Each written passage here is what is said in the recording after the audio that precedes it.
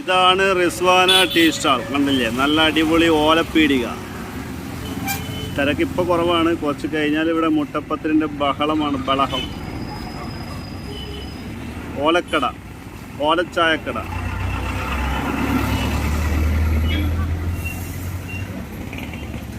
ഇതാണ് തിരക്കുകൾ.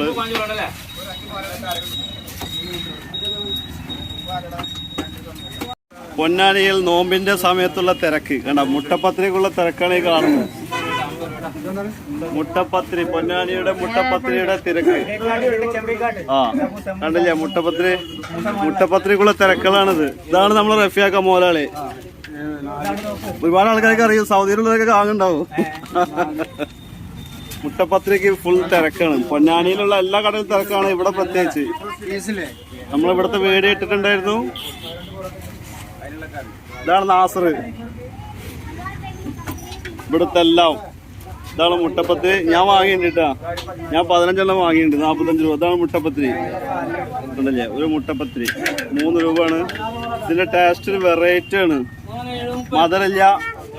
മധുരമില്ലാത്ത സാധനം. എണ്ണ കൂടുതൽ. നമ്മളെ പണ്ടാരി അവിടെ ഉണ്ട്.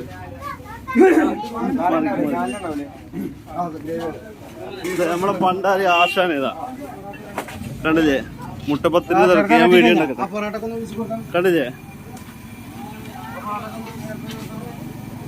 ഇതാണ് നമ്മളെ ആശാന് മുട്ടപ്പത്തിരി.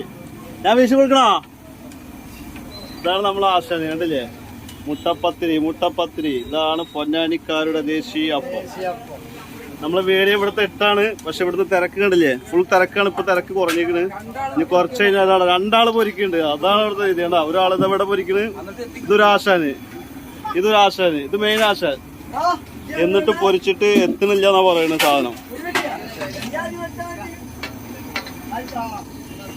ഇതാണ് മുട്ട. നമ്മളെ കടന്റെ പേരെന്താണ്? മുക്കാടിയില് റിസ്വാന ടീ സ്റ്റാൾ ഇട്ടാ. കുറെ ആൾക്കാർ ഇത് എവിടാൻ ചോദിച്ചിട്ടുണ്ടായിരുന്നു. Rizwana tea stall Ponnani മുക്കാടിയിലാണ്.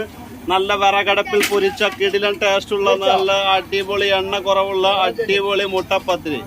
പൊന്നാനിക്കാരുടെ ദേശീയ അപ്പം നിന്നുള്ള ഖ്യാതി നേടിയ മുട്ടപ്പത്തിരി.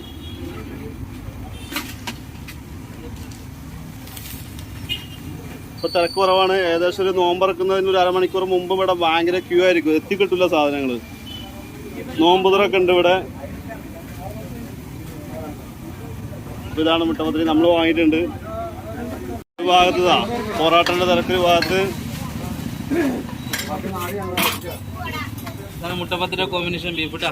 മുട്ടപ്പത്തിരിക്കുള്ള ബീഫ് കറി എത്രടാ? നല്ല അടിപൊളി അരച്ച നല്ല ബീഫ് കറി, കിടിലൻ ബീഫ് കറി മുട്ടപ്പത്തിരി ബെസ്റ്റ് കോമ്പിനേഷൻ.